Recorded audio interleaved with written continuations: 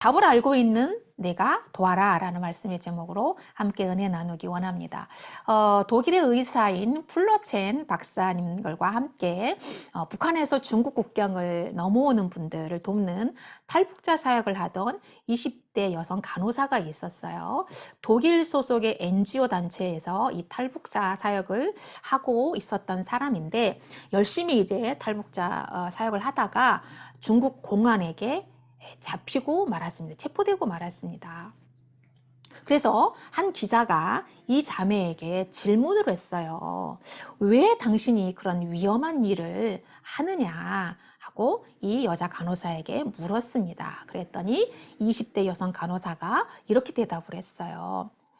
주님께서 네가 그들을 도와라 라고 말씀하셨기 때문입니다. 라고 대답을 했습니다. 그러자 이 기자가 그러면 당신이 그 국경을 넘어오는 모든 사람들을 다 책임질 수 있냐? 라고 물었어요. 그러자 이 여성 간호사가 No, 할 수 없습니다. 라고 대답을 했어요. 그렇다면 그 불가능한 일을 왜 계속하고 있느냐? 라고 또 기자가 질문을 했어요. 그러자 그때도 이 간호사는 그것은 주님의 명령이고 내 양심의 명령이고 내가 할 수 있는 일을 나는 할 뿐입니다. 라고 대답을 했습니다. 여러분, 얼마 전에 우리는 정말 너무나 가슴 아픈 그런 참사를 겪었어요. 이태원 참사 사건 당시에 심폐소생술을 할 수 있는 사람들은 누구의 지시도 받지 않았음에도 불구하고 의식을 잃은 한 사람이라도 살려야 한다라는 그런 마음을 가지고 젖먹던 힘까지 끌어올려서 정말 혼신을 다해서 땀을 뻘뻘 흘리면서 심폐소생술을 했습니다. 그 순간에 그들은 양심이 부르는 소리를 들었을 거예요. 네가 저들을 도와라. 네가 저들을 도와라. 이 양심의 소리를 듣고 그들은 그 즉시 순종했을 것이라고 저는 생각을 합니다. 오늘 우리가 함께 볼 다니엘서 5장에는 정답을 아는 두 명이 나오고 그들의 활약이 나와요. 다니엘이 이제 바빌론의 포로로 있을 때였고요. 4명의 왕을 거쳐 지나옵니다. 그러니까 다니엘의 나이가 이제 80이 넘은 나이가 된 거예요. 소년 때, 10대 때 바벨론에 잡혀와가지고 벌써 이제 거의 66년이 가까워오는 시간 동안 지났습니다. 그러니까 80이 넘은 나이가 됐어요. 이 오랜 시간 동안 그들에게 엄청난 인정을 받았어요. 그런데 오늘 또 그 능력을 인정받는 내용이에요. 자, 벨사살이 이제 바빌론의 실질적인 왕으로 있을 때였어요. 그는 굉장히 사악하고 교만하고 여흥을 좋아해가지고 매일 술 파티를 즐겼습니다. 그런데 그때 바벨론은 어떤 상황이었느냐면은 이제 메데 페르시아가 바벨론을 대적해가지고 전쟁을 하고 있는 중이었습니다. 강력한 대적인 메데 페르시아하고 전쟁 중이었어요. 그래서 부왕인 나보니도스 왕은 바벨론의 영광을 지키기 위해서 매일 전쟁을 하고 있었어요. 네, 리틀 킹으로 이제 인정받고 있었던 이 벨사살은 내정을 맡고 있는 그런 왕이었거든요. 그런데 매일 먹고 마시고 쾌락이나 즐기고 있었어요. 그가 얼마나 철이 없고 타락했는지 짐작할 수 있는 그런 모습이죠. 그런데 그 중에서 가장 폐역한 짓은 뭐냐면 바로 예루살렘에서 가져온 성전에서 썼던 그 성전 기물들, 성물을 가지고 와서 성물에다가 술을 따라서 마시면서 그리고 금, 은, 놋, 그 다음에 쇠, 나무, 돌로 만든 우상을 찬양했다는 거예요. 이것은 만왕의 왕이시며 지극히 높으신 하나님을 모독하는 용서받지 못할 범죄입니다. 하나님께서는 이 바쳐진 이 죄를 그 벨사살이 하고 있는 그 모든 죄를 용서할 수가 없었어요. 여러분 비신자들도 하나님을 믿지 않는 비신자들은 차례를 지내잖아, 제사를 지내잖아요. 그들이 쓰는 제기는 제사 지내고 나서 깨끗하게 닦고 아주 좋은 선선한 곳에 이 통풍이 잘 되는 곳에다가 보관하고 함부로 사용하지 않아요. 심지어 비신자들도 제사 지내는 제기는 함부로 사용하지 않는데 왕이 제국의 왕이 돼가지고 하나님께 제사 드릴 때 사용하는 이 성물에다가 술을 따라 마시고 그러면서 우상을 찬양했다라고 하는 것은 이건 하나님께 용서받을 수 없는 극악무도한 범죄입니다. 하나님께 바쳐진 것은 거룩한 것이고 하나님의 것입니다. 여러분 이것을 반드시 우리가 기억해야 됩니다. 벨사살은 신처럼 군림하고 있었기 때문에 이 비밀을 알 턱이 없습니다. 오만방자한 벨사살을 하나님이 용서할 리가 없습니다. 자, 우리가 같이 우리 강남수 집사님이 읽어주신 대로 파티의 클라이맥스에 도달할 때쯤에 갑자기 손가락들이 나타나가지고 벽에다가 글씨를 쓰는 거예요. 벨사살 왕이 그 손가락을 보고 얼굴이 어떻게 됐다 그랬죠? 백지창처럼 창백해졌다고. 그 다음에 넓적다리가 녹아내렸대요. 그리고 두 무릎이 막 부딪히면서 이렇게 떨었다는 거예요. 사시나무 떨듯이 떨었다는 겁니다. 얼마나 떨었든지 성경은 벨사살의 무릎끼리 서로 부딪혔다라고 극사실적으로 표현을 하고 있어요. 여러분 이제 그 당시 연회장이 어떻게 생겼는지 우리가 좀 알아야 돼요. 그 당시의 연회장은요. 지금 우리가 세미나 하는 세미나장 있죠. 그렇게 생겼어요. 그러니까 공연장처럼 생겼어요. 그래서 무대가 있으면 그 무대 위에 왕, 그 다음에 좌우로 가장 고위 관료들이 앉아서 술을 마시고 이렇게 식탁이 놓여 있고 거기서 술을 마시고 그 나머지 사람 몇 명이 모였다 그랬죠 오늘? 1000명 그리고 후궁 그렇죠? 왕후 그러니 몇천 명이 모였다는 거잖아. 1000명이 넘는 인원이 모였다는 거죠. 그 수많은 사람들이 다 이 무대를 향해서 다 앉아서 술을 마시고 파티를 즐기는 상황이었어요. 그것을 이제 알고 있어야 됩니다. 자, 그러니까 한번 상상을 해보세요. 1000명의 귀족, 그 다음에 1000명의 왕후와 후궁들이 모여서 술 파티를 즐기고 있는데 갑자기 손이 나타나가지고 하얀 벽에다가 막 글씨를 쓰니까 파티장에 있던 모든 사람들이 다 봤겠죠. 그렇다면 놀라지 않을 사람이 있을까요?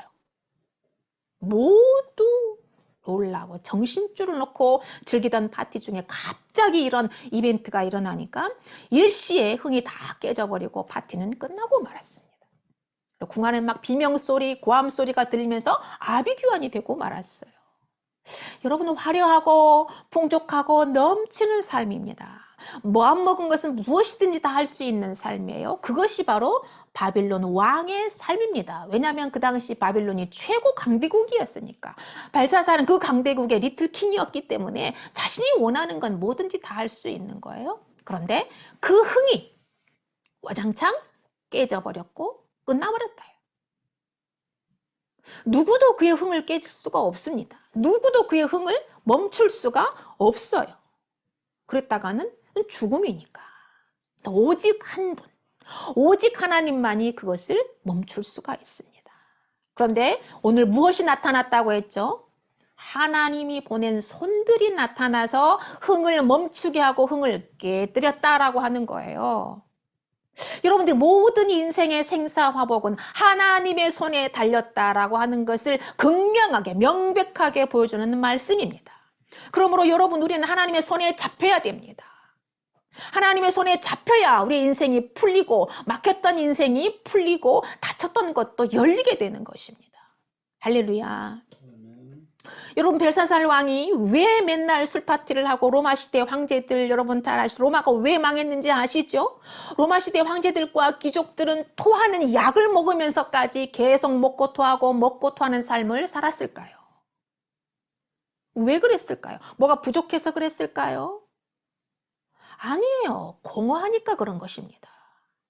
모든 것을 다 가졌지만 채워지지 않는 공허함, 가슴이 뻥 뚫린 것 같은 그 쓸쓸함을 먹는 것으로 마시는 것으로 채워보려고 짐승 같은 삶을 살았어요. 그래서 그들은 배가 부르니까 계속 먹어야 되니까 이게 채워지지 않으니까 배는 부르는데 채워지질 않아. 그러니까 토하는 약을 먹으면서까지 그냥 먹고 토하고 먹고 토하고 했다는 거예요. 그래서 오바이트가 그때 로마 시대 때 나온 말이잖아요.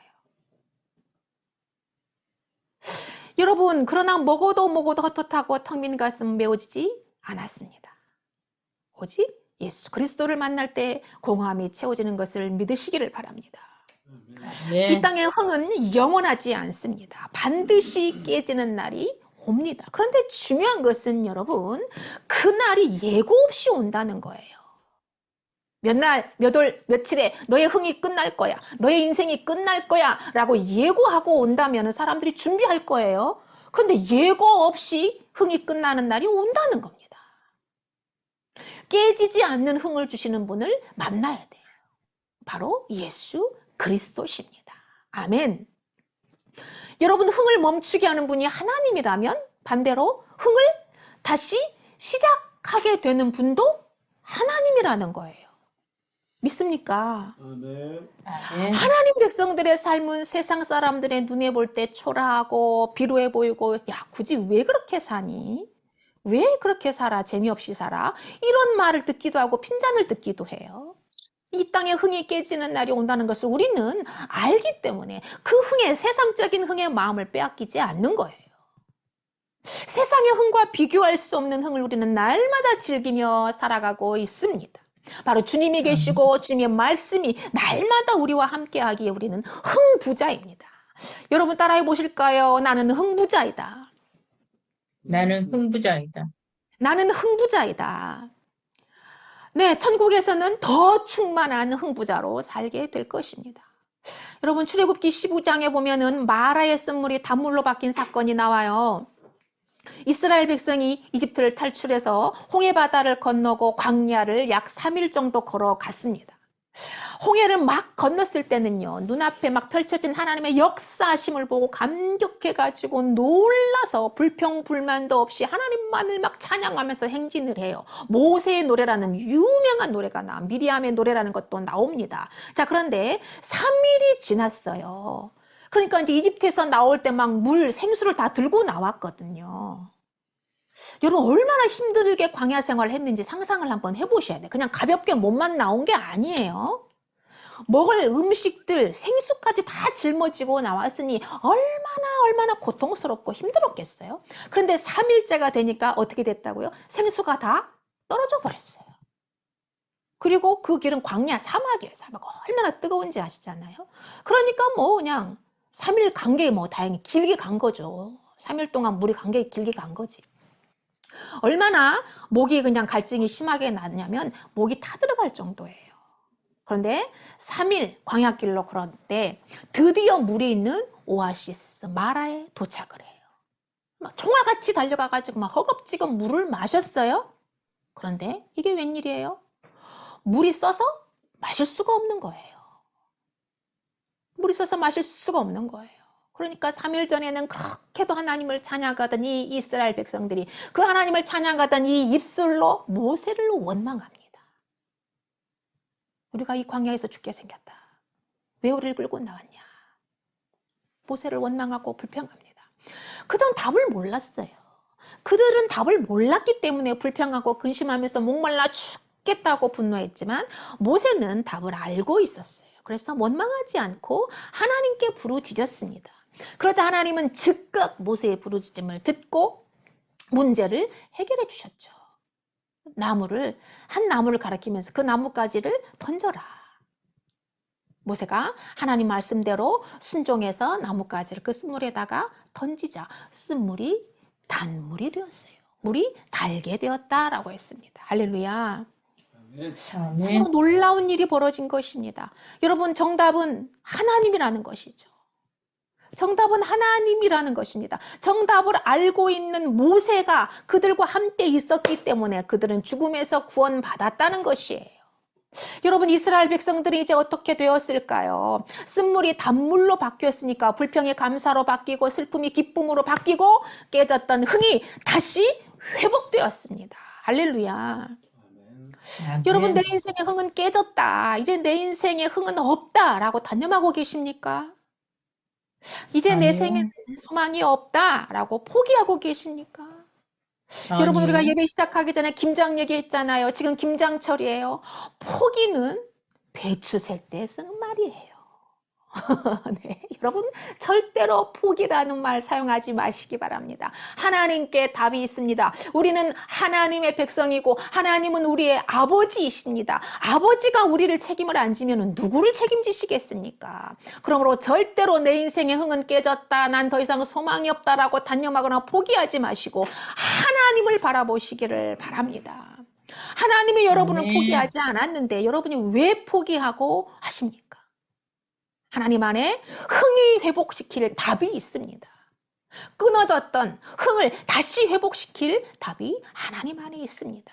하나님이 다시 회복시켜 주십니다. 하나님은 흥을 깨뜨리기도 하고 깨진 흥을 다시 회복시키시는 전능하신 하나님이라는 사실을 여러분 믿으시기를 축복합니다. 아멘. 아멘. 두 번째로요. 정답을 모르면은 정답을 아는 사람의 도움을 받으면 됩니다.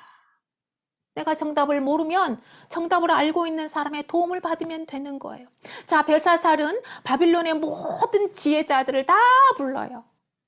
점쟁이, 박수, 술사, 지혜자들 다 부릅니다. 그래서 저 글씨가 도대체 무슨 글씨인지 읽고 해석을 해라. 그러면은 자색옷을 입히고 내가 세 번째 통치자로 삼겠다라고 공표하죠. 왕족이 되게 해주겠다는 거예요. 여러분, 바빌론이 왕족이 되겠다, 세 번째 통치자가 되게 해주겠다는 파격적인 조건을 내세워요. 그렇지만 해석을 하는 사람이 있었을까요? 없었습니다. 그 글씨를 해석하는 사람이 아무도 없었는 거예요. 그러니까 벨사살은 시간이 지날수록 이제 피가 마르는 거예요. 피가 마르는 거예요. 여러분, 세상의 지혜로는 하나님의 문제를 풀 수가 없어요.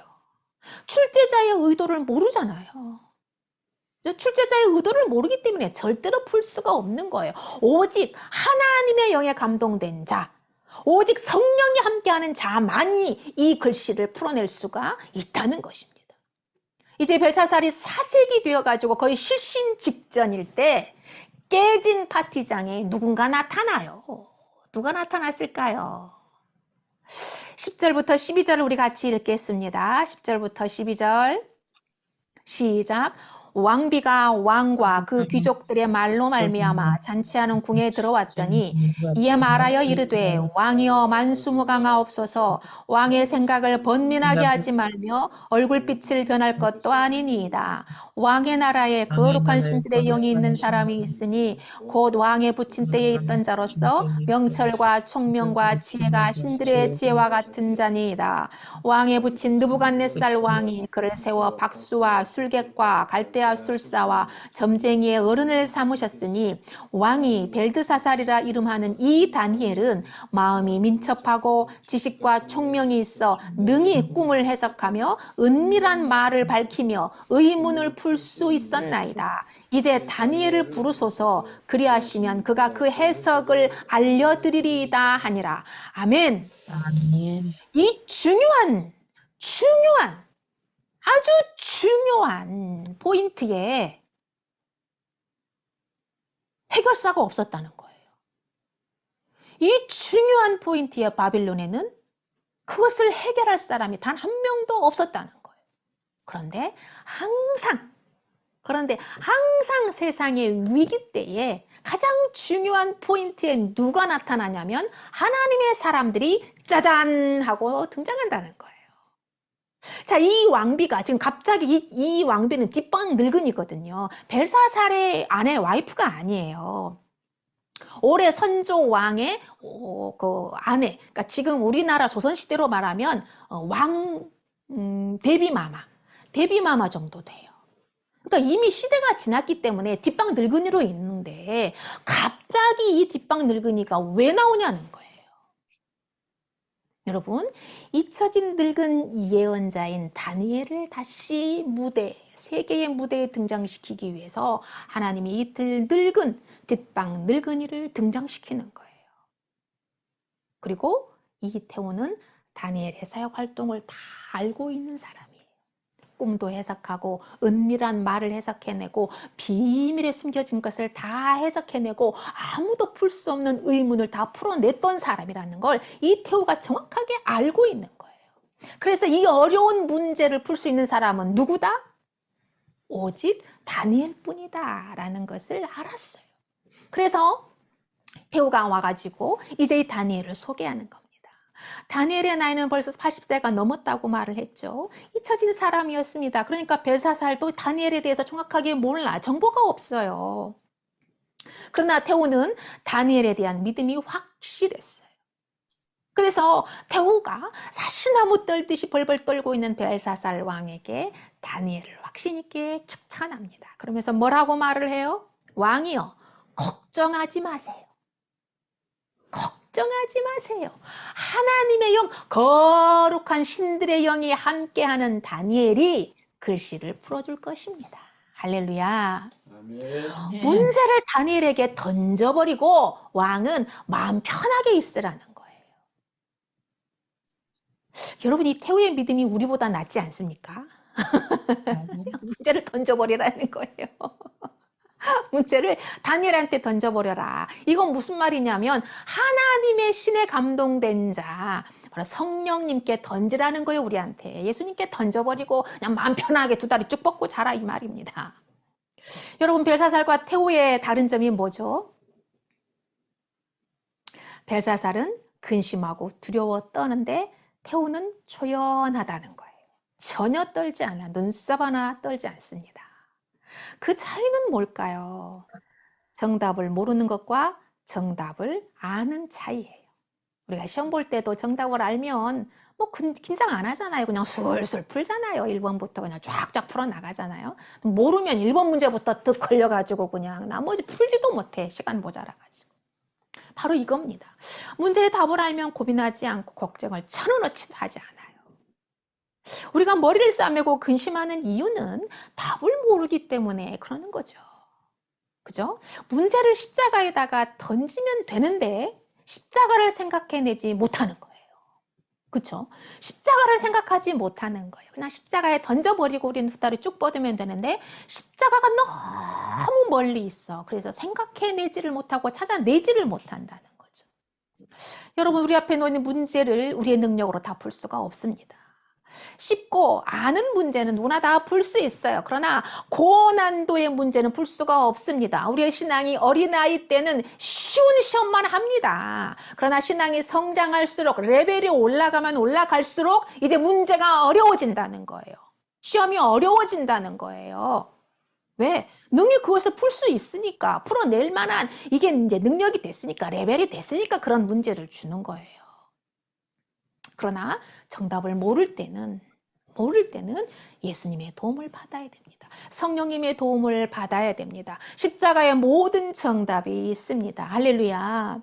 아멘. 여러분, 제가 이 말씀을 준비하는데 열왕기하 5장에 나오는 말씀이 생각이 났습니다. 열왕기하 5장에 보면 나만 장군이 나와요. 그럼 부족한 것이 하나도 없었습니다. 그런데 딱 한 가지 부족한 것이 있었어요. 바로 건강이었습니다. 그것도 불치병, 문둥병에 걸린 거였어요. 그 당시 문둥병은 불치병이라 고칠 수가 없었습니다. 우리나라에도 예전에는 그랬죠. 지금은 이제 치료약이 나와서 이제 고쳐지지만 문둥병은 불치병이에요. 걸리면 정말 약도 없어, 아무것도 없습니다. 그냥 그렇게 온 피부가 다 썩어서 그냥 죽는 것입니다. 그런데 그 집에 이스라엘에서 잡혀온 작은 여자아이가 있었어요.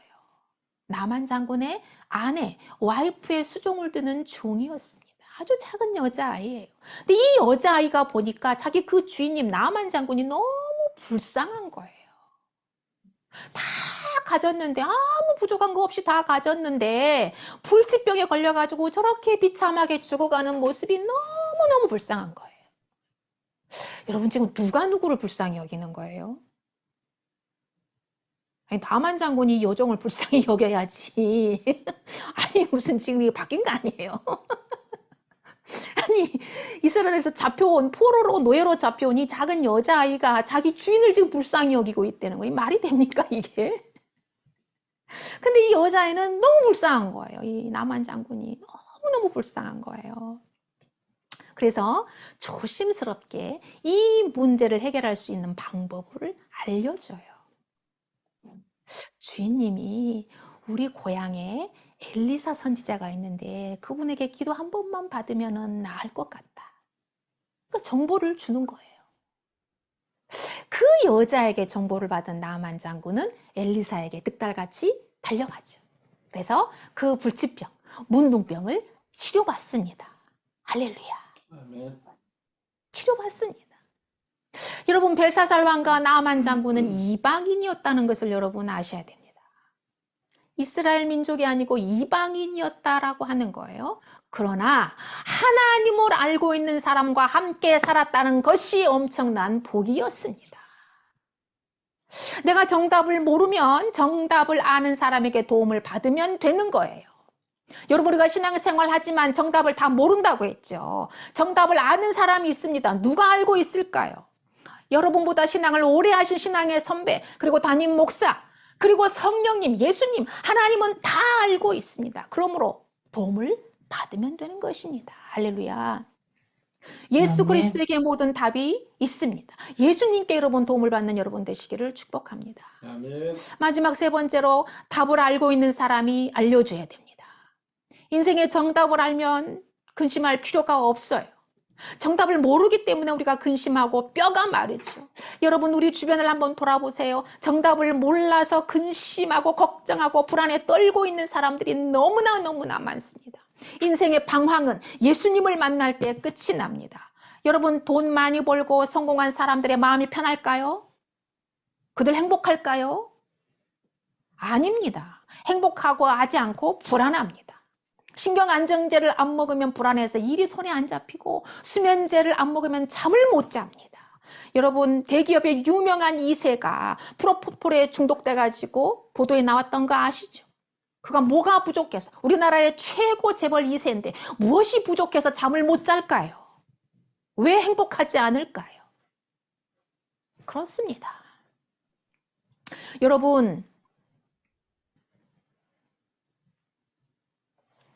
답을 알고 있는 뒷방늙은이 태후가 사시나무 떨듯이 떨며 불안해하는 벨사살 왕에게 다니엘을 추천했던 것처럼 그 사람들에게 예수님을 추천해야 합니다. 인생의 모든 해답을 알고 계신 예수님을 우리가 알려줘야 됩니다. 여러분이 알려줘야 됩니다. 이 세상의 모든 인생은 죽음병에 걸려 있습니다. 이 세상에 태어나자마자 사형 선고를 받고 죽음의 날을 향해서, 죽는 날을 향해서 걸어가고 있는 거예요. 암 환자만 불치병에 걸리는 것이 아니고 암 환자만 사형 선고 받은 것이 아니라는 거예요. 우리 모두 다 사형 선고를 받았습니다. 죽음의 공포에 사시나무 떨듯이 떨고 있어요. 예수님을 만난 사람들은 죽음병에서 치료받았기 때문에 초연합니다. 그러나 아직도 불안에 떨고 있는 불쌍한 그들에게 정답을 알려줘야 됩니다. 나만 아내의 계집종이 나만 장군을 불쌍히 여겼던 것처럼 여러분, 그 사람들이 불쌍하다는 생각이 들어야 되는 거예요. 사는 건 나보다 잘 살고, 차도 나보다 더 큰 차 살고, 아파트도 100평에 펜트하우스에서 살고 있지만 그 사람이 불쌍해야 되는 거예요. 왜요? 예수님이 없으니까. 예수님이 없는 사람들은 다 불쌍한 사람들입니다. 소망이 없는 사람들입니다. 여러분, 네가 도와라. 네가 그들을 도와라. 라는 하나님의 음성을 듣게 되기를 축복합니다. 예수님을 만나면 불치병에서 치료받을 것이라고 알려줘야 됩니다. 정답을 알고 있는 여러분이 알려주는 아름다운 선물이 되시기를 축복합니다. 우리는 아멘. 12월 15일 날 송년 힐링 콘서트를 할 것입니다. 저는 생각할수록 기적 같고 꿈만 같습니다. 이렇게 작은 교회에서 어떻게 이런 행사를 할 수 있을까? 이게 기적이 아니고 뭘까? 이게 은혜가 아니고 뭘까? 하나님이 우리 교회를 통해서 이런 뜻깊은 행사를 할 수 있도록 감동을 주시고 우리 성도님들의 마음을 감동시켜 주셔서 일사천리로 진행할 수 있고 준비하게 하여 주셔서 얼마나 감사한지 저는 알 수가 없습니다. 저는 송년 힐링 콘서트 행사의 예산을 채우기 위해서 나는 무엇을 해야 할까? 나는 하나님께 무엇을 드려야 될까? 깊이 기도해 봤습니다. 기도만 하고 하늘만 쳐다보고 있을 것이 아니라 나도 하나님께 헌금을 해야겠다라는 감동을 받았습니다. 그래서 인천 도서관에서 시쓰기 강의 때 받은 강의료를 하나님께 드렸습니다. 하나님 송년 힐링 콘서트의 마중물로 하나님 앞에 드리오니 30배, 60배, 100배로 채워주실 줄을 믿습니다. 하고 하나님께 마중물로 아멘. 드렸습니다. 그리고 나의 은사를 시장에 내놓아야겠다. 내 은사를 시장에 내놓아서 얼마라도 예산에 보태야겠다라는 생각이 들었어요. 그래서 시쓰기 강좌를 개설한다는 포스터를 만들어서 페이스북에 올리고 제 아는 지인들 몇몇 분에게 카톡으로 보냈습니다. 그랬더니 어떤 분이 50만 원의 헌금을 해주셨습니다. 할렐루야. 아멘. 아멘. 여러분 어떤 분이 3만 원의 헌금을 또 해주셨습니다. 그래서 현재 예산이 68만 원이 채워졌습니다. 할렐루야. 하나님께 영광의 박수 아멘. 올리겠습니다. 아멘. 여러분 하나님이 가장 기뻐하는 일은 전도입니다. 하나님은 전도 킬러입니다. 지옥 갈 영혼을 구원하는 일을 하나님은 가장 기뻐하신다는 것을 여러분 믿으셔야 됩니다. 하나님을 위해 아멘. 헌신하고 헌금하는 것을 하나님은 반드시 채워주십니다. 여러분 도전하시기를 바랍니다. 이 일은 남의 일이 아닙니다. 남의 교회 성도의 돈으로 이 행사를 하는 것 저는 별로 기쁘지 않습니다. 왜 그럴까요? 우리 성도들이 받아야 할 복을 그분이 빼앗아가기 때문입니다. 우리 교회 성도들의 눈물과 헌신과 피땀을 모아서 하나님께 옥합을 깨뜨려 드리기를 원합니다. 우리 성도들이 복받기를 축복합니다. 여러분 우리 교회에서 하는 첫 행사에 나는 무엇을 할까? 나는 무엇을 드릴까? 어떻게 하나님을 기쁘게 해드릴까를 기도해 보시기를 바랍니다. 네가 도와라. 네가 도와라. 하나님의 음성을 듣는 저와 여러분 되시기를 주의 이름으로 축복합니다. 아멘.